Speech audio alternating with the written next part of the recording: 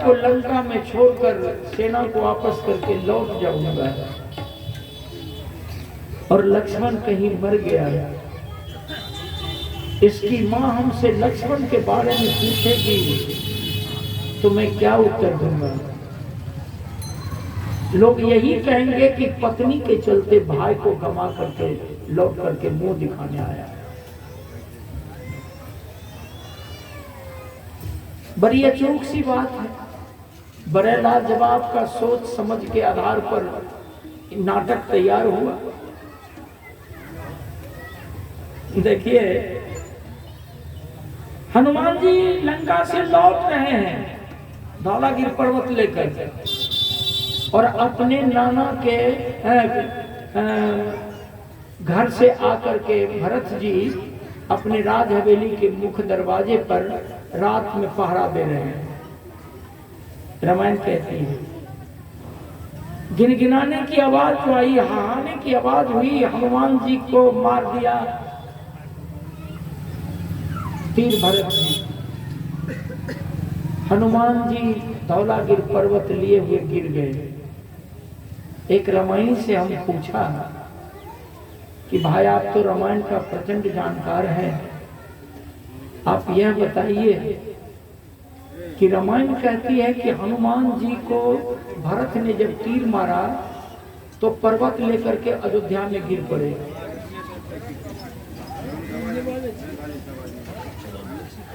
हनुमान जी जब गिर गए तो हनुमान जी के साथ हनुमान के हाथ में तो धौलागिर पर्वत था।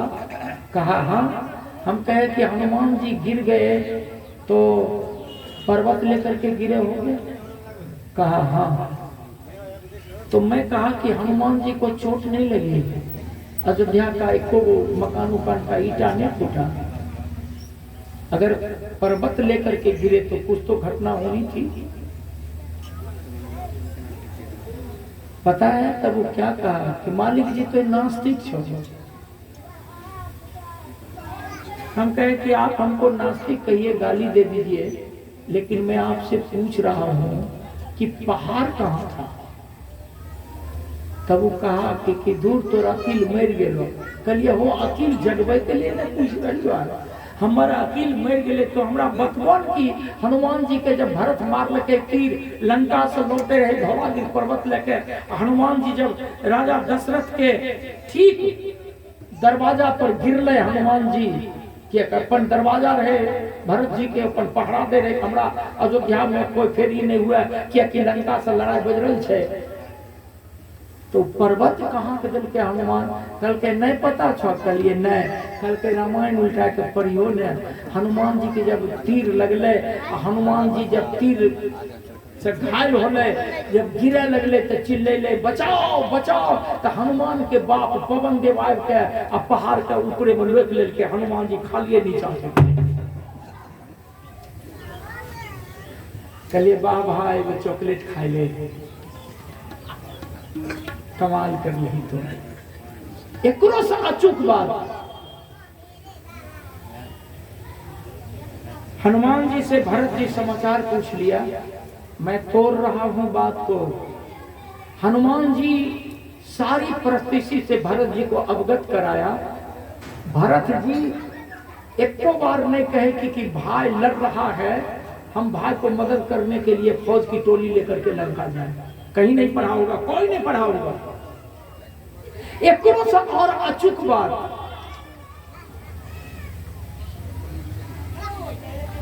भरत जी कहलखिन कि हनुमान जी तोरा तो तीर मार दिलो तो घायल हो गेलो, अब तो हमरा तीर के नोक पर चढ़ो, हमें धनुष पर चढ़ा के तोरा आकाश में भेज दे छियो। रामायण पढ़िएगा, रामायण में लिखी हुई बात है। क्या कैसा कैसा नाटक दिया है रामायण में। लेकिन वहां हनुमान अपना सामर्थ्य को बचाया। हनुमान कहा कि आपके तीर पर नोक, आपके तीर के नोक पर चढ़ करके मैं तैयार हो जाऊंगा, आप धनुष के डोरी पे चढ़ा करके हमको अंतरिक्ष में भेज दीजिएगा, मैं अपने चला जाऊंगा।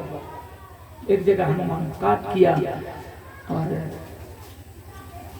पंडित राजवल्ली पांडे ने लिखा कि हनुमान काट किया। पंडित राजवल्लभ पांडे अपनी रामायण के पृष्ठभूमि में लिखा कि हनुमान काट किया कि आपके तीर के नोक पर मैं क्यों चढ़ूं, आपने अन्याय किया, हमको तीर मार करके गिरा दिया, वहां प्रभु का काम करना है, लक्ष्मण की जान बचानी है और आप हमको तीर मार करके गिरा लिया, हमारे सामर्थ्य के साथ खिलवाड़ करना चाहते हो भरत जी। कहा कि मैं स्वतः चला जाता हूं। बड़ा काटछांट हुआ। तो मैं वहां नहीं जाकर के यही से आपसे निवेदन करता हूं कि चारों तरह की बूटी, एक बूटी साल्व करनी, विसल्व करनी, स्वर्ण करनी, मृत संजीवनी, चारों का चार काम था। किसी का काम था खून को रोक लेना, किसी का काम था दर्द से कम कर देना, किसी का काम था टूटी हुई हड्डी को जोड़ देना और किसी का काम था शक्ति दे देना। साल्व करनी, विसल्व करनी, स्वर्ण करनी, मृत संजीवनी, चारों का चार काम। डॉक्टर लिख दिल के देखे लिए बेगूसराय में दवा नहीं मिले, कल के जा पटना, पटना दवा किने लिए कल के नहीं मिल तो दिल्ली जा। तो हनुमान वैद्य सुखेन को उठा के ले के कल के दवा के नहीं देबो, एक ले के हमरो जान खतरा में छे, हमें लंका के वैद्य छिकिए, हम रावण के वैद्य छिकिए और हमें अपन स्वामी के, अपन राजा के अनहित नहीं सोचबो, हमें दवा तो नहीं देबो। एक ले जो तो धौला के पर्वत पर से लावेंगे और जब तक लेके एवी तब तक ही मरिए जेतो। हमें दोनों तरफ से बैठ जेबे, तोरो लिख दिलियो दवाई जो लावेंगन, अब मर जेतो, दवाई लगते भी नहीं मर जेतो। अगर रावण हमरा पर तरास देखेते, हमरा आंख देखेते तो हमें कहबे हमें कहाँ दबा दिलिए, हमें तो लिख दिलिए और लिख लिए इतना दूर कि जब तक कहते तब तक ही मरिए जेते, तो रावणों से हम बच जाए। अरे नाटक कमाल है नाटक।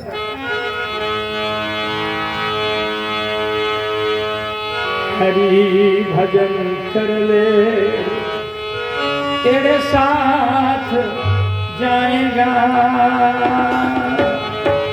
मुट्ठी बांध आया हाथ जाएगा, मुझे बांध आया हाले हाथ जाएगा, मुझे बांध आया हाले हाथ जाएगा।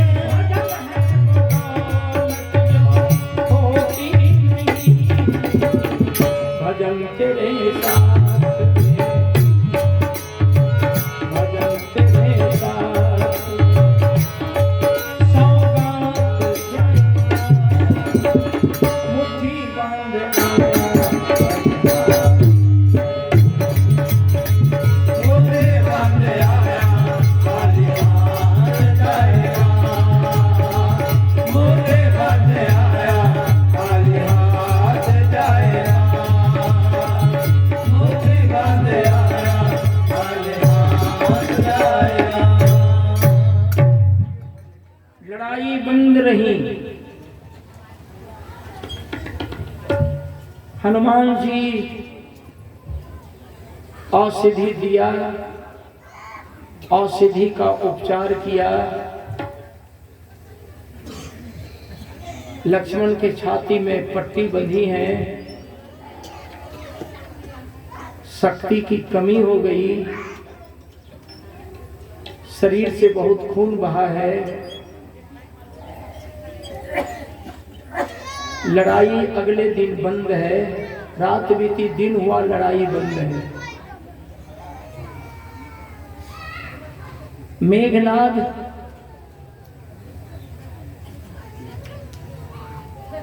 अपनी फुलवारी में जिस फुलवाड़ी का जगह का नाम लिखा है रामायण में निकुंभिला, निकुंभिला में भगवती का मंदिर बना रखा है और मेघनाद पूरे साजबाज के साथ निकुंभिला मंदिर में जाकर के पूजा करना चाहता है। व्यवस्था की जा रही है। अब मेघनाद हवेली से निकलकर भगवती के मंदिर में जाकर निकुंभिला में पूजा करेंगे पत्नी के साथ। मध्य रूपी मेघनाद पूजा करेगी देवी की।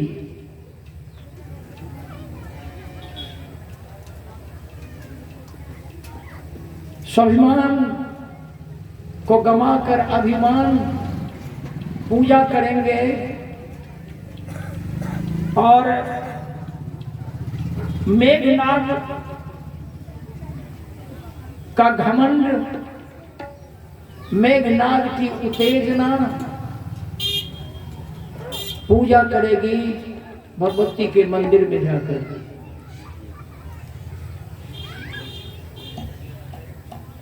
खबर जत्र तत्र जा रही है।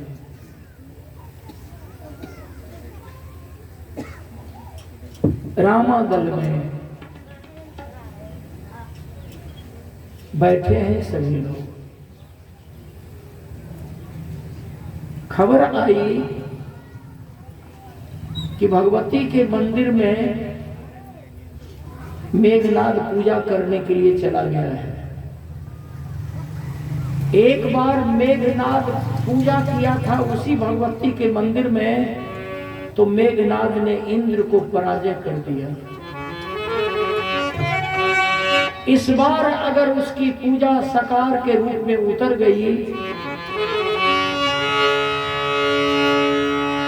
तो मेघनाद पर विजयी लेना आसान नहीं समझा जाएगा। लक्ष्मण की छाती में पट्टी बंधी है।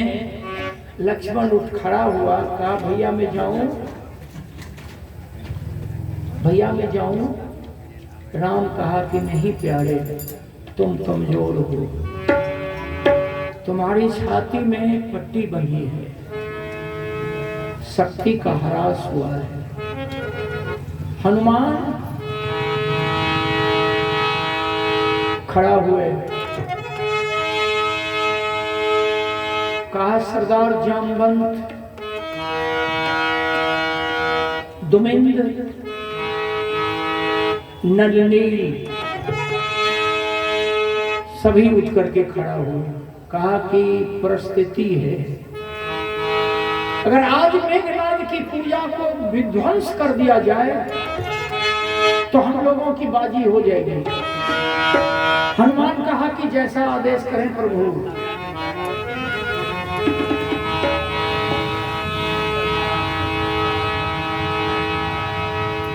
प्रभु ने कहा कि लक्ष्मण नहीं जाएगा। लक्ष्मण कहा भैया मैं जाऊंगा।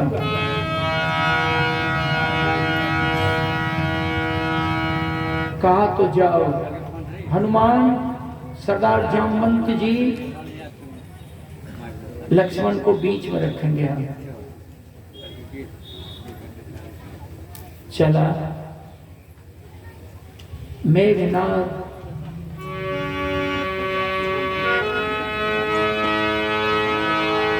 बैठा है। मेघनाद के दाएं बगल मेघनाद की जीवन संगिनी बैठी है सुलोचना, और मेघनाद के बाएं बगल बैठी है परमिला नाम की महिला।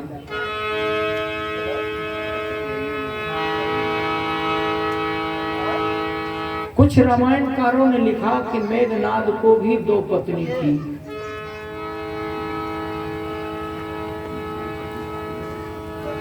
भाई लोग,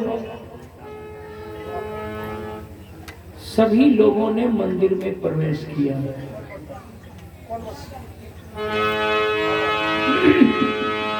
हनुमान दाएं हाथ से गदा बायां हाथ में लिया, सोचा कि पूजा में बैठा है, गदा प्रहार नहीं करूंगा, कलंक होगा, इतिहास विपक्ष में चला जाएगा। मेघनाद कह रहा था, हे आदि शक्ति भगवती मैया, सुन ले हमारी पुकार।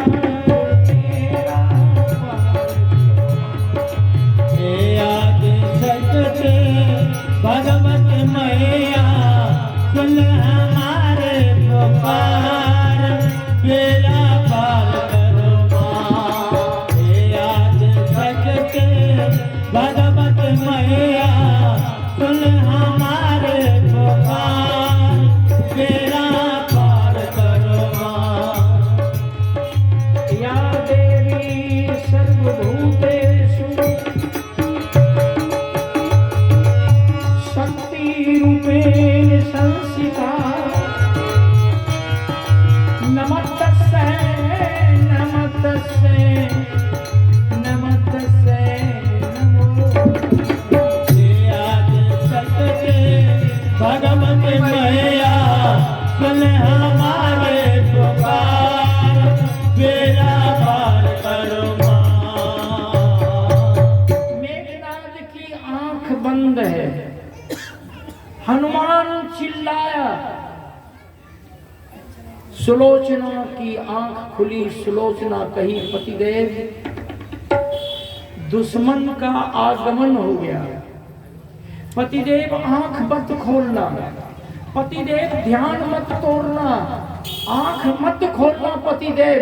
अगर इस वक्त में आपका आघात कर देगा तो इतिहास इन लोगों को कभी माफ नहीं करेगा।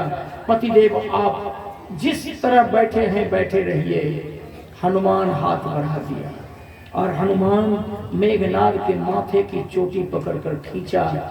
मेघनाद का क्रोध उबला। मेघनाद आंख खोला, उठ खड़ा हुआ, कहा कि कल मैं तुमको शक्ति मार दिया था। जिस थाली में बैठ हुसैन खाया उसी में उसने तख्ती कर दी। आज तेरी लाश जल जाती, लेकिन तुम जिंदा हो।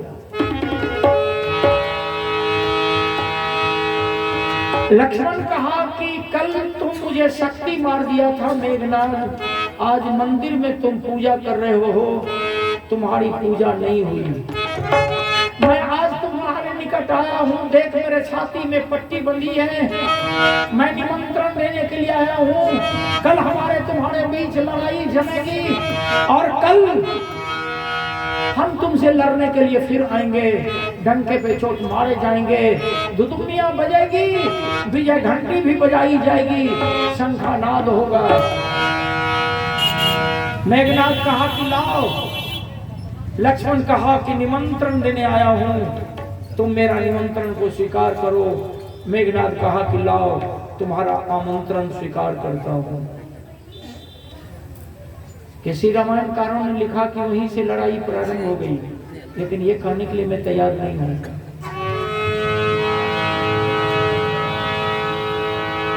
सभी लोग लौट करके चले आए।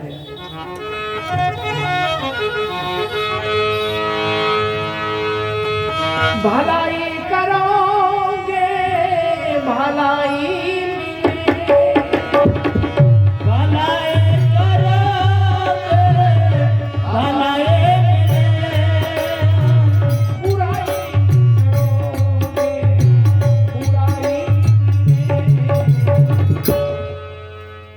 नेकी तेरे साथ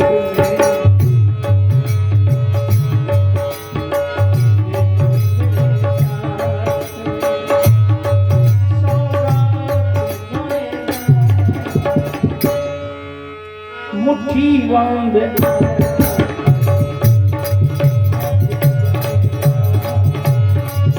मुझे बात आया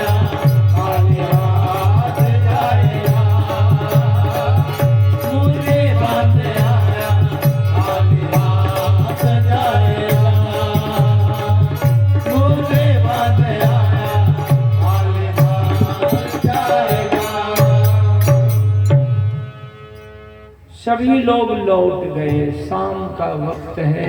उधर रावण का दरबार लगा हुआ है, इधर राम का दरबार लगा हुआ है। हनुमान जी खड़े हैं, राम जी बैठे हैं, बगल में लक्ष्मण जी बैठे हैं।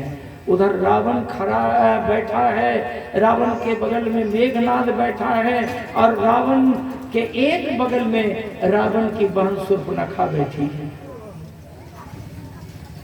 ख्याल करेंगे। अब यहाँ एक पंक्ति में रश्मि रथी से लाता हूं, दिनकर कवि की पंक्ति है,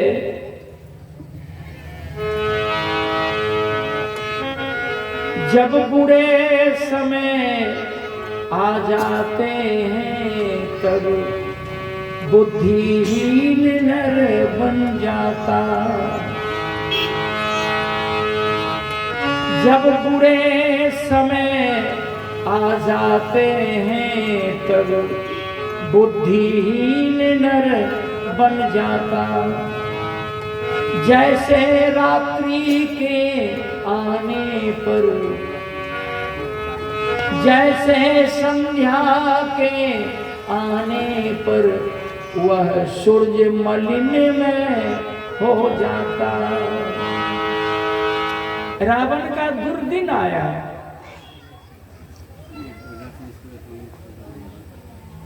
देखिए,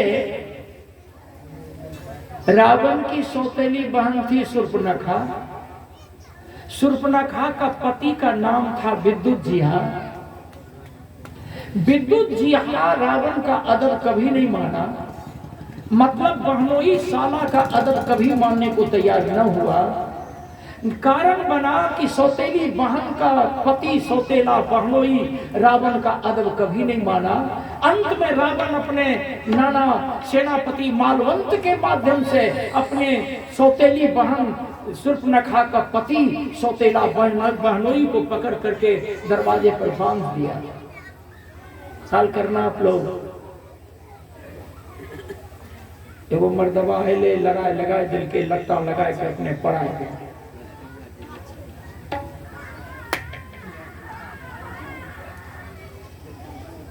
शूर्पणखा समझ गई कि अब मेरी चूड़ी नहीं बचेगी, अब मेरे पति मारे जाएंगे भैया के हाथ से, भैया मार डाला।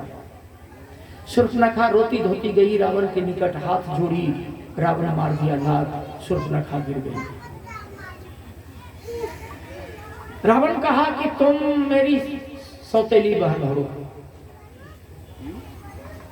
ये मेरा अदब कभी नहीं माना है, मैं रामायण पर बोल रहा हूं, ये मेरा अदब कभी नहीं माना, ये जिंदा नहीं रहेगा। इसके मरने के हत्या करने के पहले जिस लड़के के साथ तुम्हारी शादी करने की इच्छा होगी घर बसा लेना। शूर्पणखा के सामने मारा तलवार, रावण अपने बहनोई विद्युज्जिहा की हत्या कर दिया। यही कारण है कि विभीषण के दिल दिमाग में बात बैठ गई कि मेरे बहनों की हत्या रावण कर दिया। इसलिए मैक्सी के गर्भ से शूर्पणखा और विभीषण पैदा लिया था, और कैक्सी के गर्भ से रावण और कुंभकर्ण पैदा लिया था। दोनों सौतेला भाई बहन, लड़ाई जम गई। इनको जगा दीजिए।